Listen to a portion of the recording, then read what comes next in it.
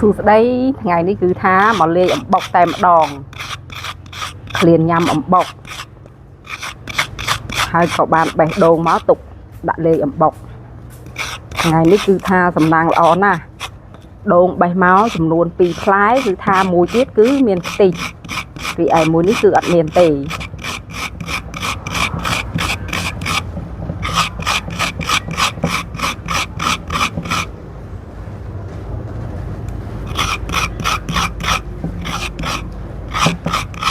និយាយទៅការលេងអំបុកគឺលេងបែបខុសគ្នាច្រើនរបៀបណាស់ពុកម៉ែបងប្អូនអ្នកខ្លះលីងបុកឲ្យស្រួយសិនទៅយកមកលេងតែចំណែកថ្ងៃនេះនាងខ្ញុំអត់បានលីងទេគឺយកអំបុកយើងនឹងឯងយកមកលេងដាក់ទឹកដូងតិចមកហើយកកោសកាដូងដាក់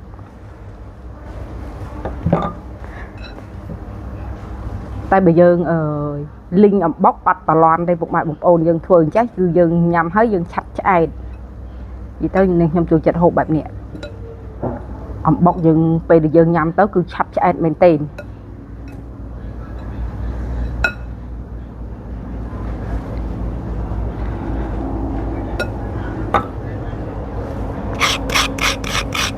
ដាក់ដិនឈៀងទៅតែមួយឈៀងនេះពុកម៉ែបងប្អូនដោយសារតែនាងខ្ញុំកាប់ដាក់ក្នុងទូមើលណារបស់អស់លីងដល់ពេលអញ្ចឹងហើយធ្វើឲ្យពិបាកកោសតែខាងនេះអីទេហើយបើដូងមួយខ្ទិះវិញមួយចំហៀងគឺយកទៅឲ្យអ៊ីហើយមួយចំហៀងទៀតគឺអ្នកម្ដាយខ្ញុំប្រសាតិចអស់ទៅហើយមិនតាន់បានតរោប្រសក់ស្រូវតរោលុកឈិតយកមកដាក់ឲ្យផងនោះគឺថាអស់បាត់ហើយមានអីមានតែបុកណែនេះលេងបុកបដ ாய் ទៅ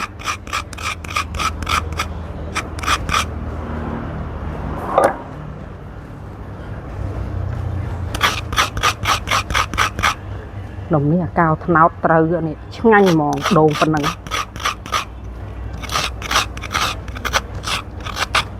អាដូងដែលនេះខ្ញុំធ្លាប់ផុសកាលពីឆ្នាំតែមិញពុកម៉ែបងប្អូន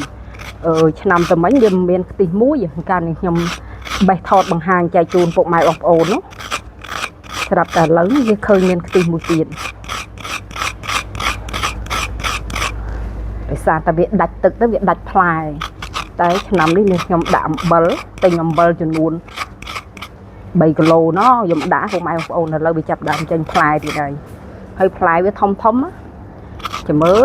ផ្លែលើក្រោយទុកឲ្យទុំយកត្រឡោកវាដើម្បីយកមកធ្វើចានយើងធ្វើចានវាទៅដាក់ជើងវាទៅទុកជាគ្រឿងតាំងគ្រឿងលម្អផ្នែកចក្រានបាយអញ្ចឹងណាដល់វាលបោហើយនឹងបានដាក់ដូងច្រើនពេកខ្លាចលោតឡន់